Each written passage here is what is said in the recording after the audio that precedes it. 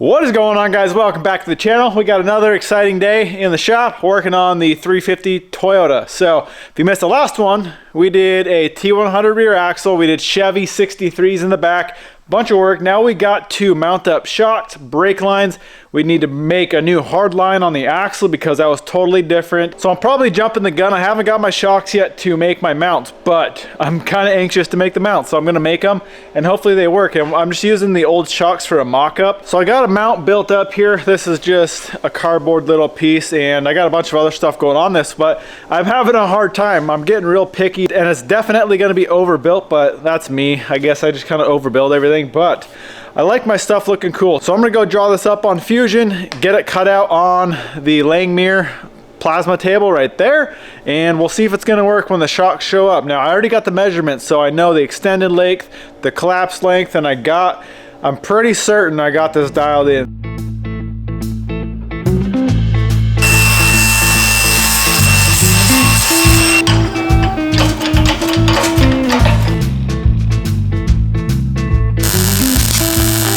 Well, here's what we come up with for the passenger side. Driver side is going to be a little bit different because that frame rail, with the shock mounts, the frame rail starts to dip down, so we're going to have to raise this shock mount up another 2 inches for that side. But I kind of want to get the shocks to keep going on these mounts. But this one I know should work fine, but we got that piece there, and then we got this gusset here, and the frame runs here, and then this is going to basically gusset back into the frame at an angle there. So I'm gonna leave those shock mounts as is for now till the shocks show up tomorrow. Today what we can finish up, we do have to extend the e-brake, so I'm gonna make little brackets to extend the e-brake cable over. We have to make a whole new brake line, a hard line on the axle, so we can do that.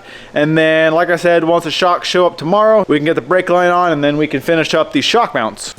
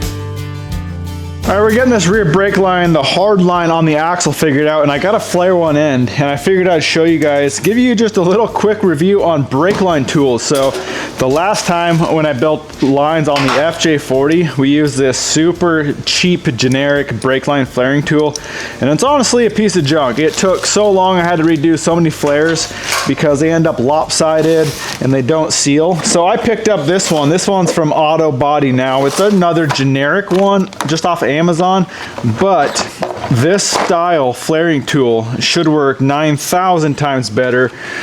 I haven't tried it yet, but it should anyway. That's the goal. So we're going to try this puppy out today with this brake line. It's 3/16. This is a nickel copper line, which is really soft and it flares really nice, but that cheap tool, this one here, is just, it's a piece of junk. So we're gonna try this out, and I've never used this. Is that a test piece or something? Either way, if that's what this thing does for a flare, that looks beautiful. There's a little, I don't know if you can see that, there's a little piece of line in there, little 5/16 line. So this one comes with 3/16, quarter, 3/8, and 5/16. So You can do fuel lines, you can do brake lines, you can do pretty much any hard line that you would need on a truck. I'm excited to try this out. And then also, I picked up this brake line straightening tool. This is a one size only. This is 3/16, but let me move this stuff so you can see. You guys saw me do that line. It works so good. All you do is just roll the line right through it, and it straightens it out perfect. And it's so much nicer than trying to straighten it by hand. I mean, look at that. Perfectly straight piece of brake line. So I'm stoked. I think this setup is going to work so much better in the future for building brake lines. So the first thing you want to do is prep the line. It's all in the prep. You want a nice flat straight cut. You don't want any burrs, and you want it open on the inside. You can use one of these tools here and deburr the inside. Make sure it's nice and clean, no burrs.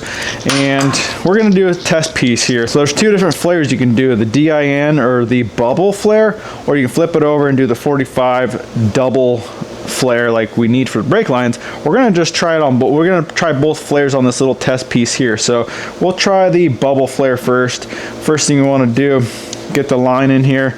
You want to lubricate this a little bit. I'm just going to squirt a little WD-40 on it, just like that, just a little squirt. We'll get this in the die, locked in where it should be, and then we'll get this over, lock it in. Now there's a bunch of different settings on here. You can see operation 0. That's what we're going to do first. That'll basically just get that line right where it needs to be, and then we can crank that block down, make sure everything is secured and tight. And then there's operation 1 for the DIN or the bubble flare, which we're going to do. Operation 1 for 3/16, that's for the double flare or the 45 angle. And then there's operation 2, which is for the double flare. Now for the bubble, you only need to do one operation. So we're going to get operation 1 DIN. It shows right there. The DIN is the bubble flare. So we're just going to crank this down until it stops, and we should have a bubble flare in there. Let's pull it out and check it out. So we'll loosen that up, get this out of the block here. Oh yeah, look at that. That is a perfect bubble flare. Now we'll flip it over, flip the block over to the 45 side. You can see right there, it shows DIN. Flip it over to this side, 45 degrees. So we'll do the same. A little squirt of WD-40 on it, get that locked down in place. We'll swap that back to operation 0 to get that line where it needs to be. We'll hit that real quick, and then we'll lock that block down, and then we'll spin this to operation 1 for 3/16. We'll smack that down until it stops, and then we'll move it to operation 2, OP2 3/16 right there. Spin that over right there, and we should have a nice looking double 45 degree flare. Oh my gosh, look at that. You will never ever, I promise you, you will never get a flare like that with that tool. That thing is like a $20 tool. Yes, this one costs a little bit more. It's like $100. I think it was around $100. It wasn't that expensive, but for a flare like that, well worth it. And it's so much faster. It's very, very quick. So let's grab our good line. The first thing you got to do, and you cannot forget this, or you rebuild your line, is get your line nut on there. So we'll get that on, and then we'll do our flare on this side, and then we can get this other bend and flare on this side.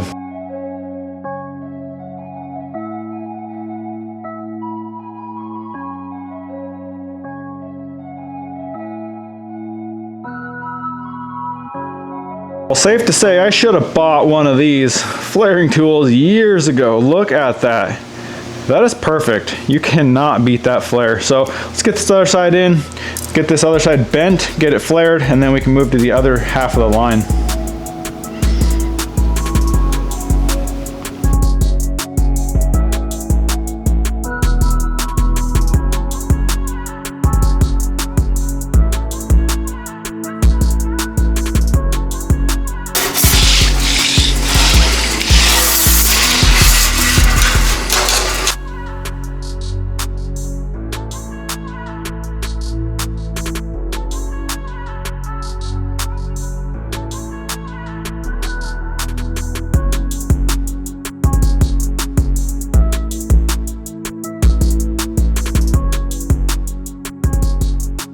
Well, those brake lines turned out really nice. I am so happy I finally bought a good flaring tool. It made that job so easy. So now we're still waiting for our shocks, but what we can do is get this thing back on the ground, lift this bed up, and cut all of these shock mounts off the top. There's that one, and then there's the one on that side as well. We got to cut those off and get ready. I know I jumped the gun. I said I wasn't going to, but I ended up making both shock mounts. We got that one and that one, so we can get those kind of mocked up and in place. Our shock should be here later today, but I'm getting antsy and we got to get those cut off anyway. So let's get the tires back on, get the bed lifted up, cut all those brackets off, and get those new ones mocked up.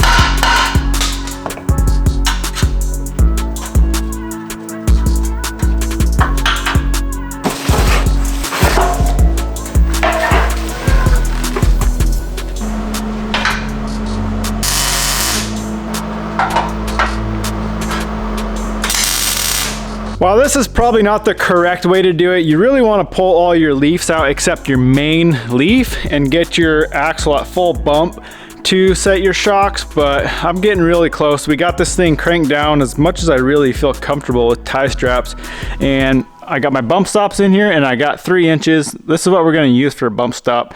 We're going to bolt it onto there, and we'll go over that in a little bit, but basically we got 3 inches of up travel from right here. I got the shock strapped at 4 inches of up travel. That way we have at full bump, just to be sure, we have an extra inch of shock shaft left so we don't ever bottom that shock out.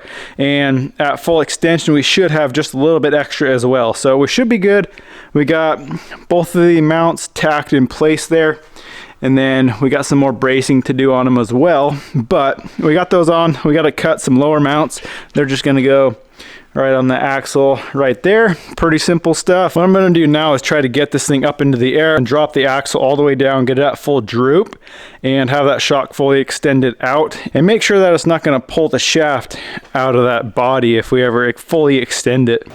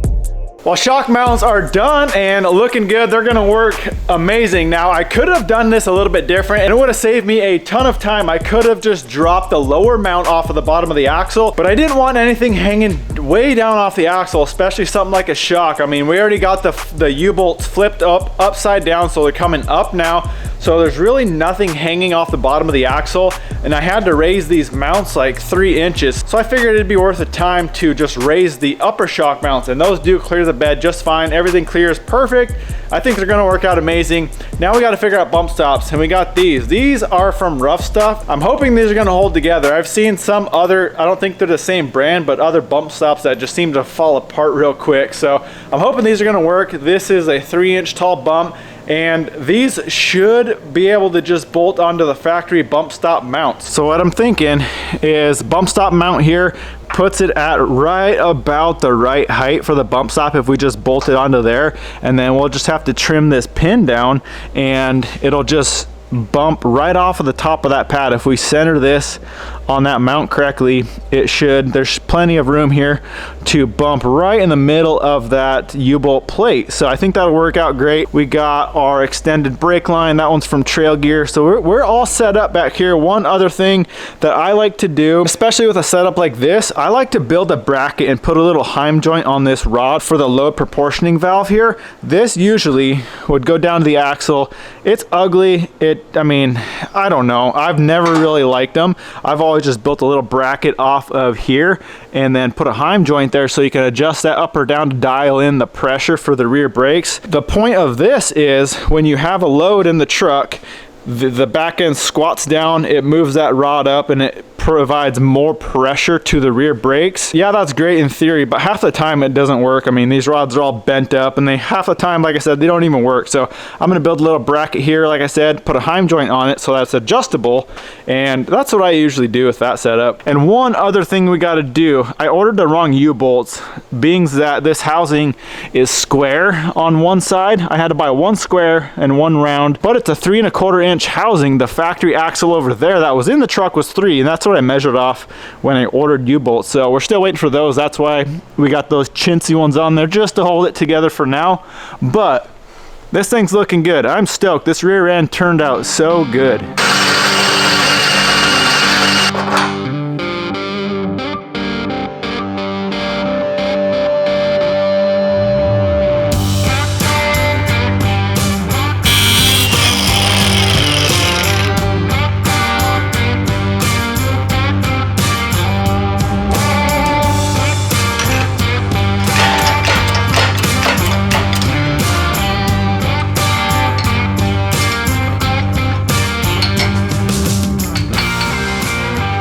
All right guys, this bracket is done, and you can see with that heim joint there, we got all this adjustment up and down. We can just dial that in perfectly, and we don't have to worry about the rod going all the way to the axle, bending the rod and getting it to work right. All we got to do is, if you want more brakes, you just push it up, tighten that nut down, or if you want less brakes in the rear, you just drop that back down, tighten the bottom nut. So super simple. That's going to just simplify this whole proportioning valve system. That's what I've always done in the past, and it seems to work pretty good. Well, if any of you guys are like me and you're sick and tired of that proportioning valve rod down to the axle, I'll have this bracket with the heim joint, basically the whole conversion kit, you'd call it, up on my website. If you guys want, I can cut some more brackets, get the heim joints ready. I'll throw them up on the website for you if you want one. Go check it out, avrcustoms.com. Well, at any rate, we're done with suspension. Front's dialed in, rear's dialed in. So we need to figure out what to do next. I'm just trying to decide if I want to do interior, we got body work, we got wheels and tires, which I need to figure out what we're doing. We got a bunch of other work to do. We got to figure out what we're doing next. So definitely stay tuned for the next video and see what we come up with. Well, anyways, hope you guys enjoyed this one. Why don't you go smash that thumbs up button, comment, subscribe. We'll catch you in the next one.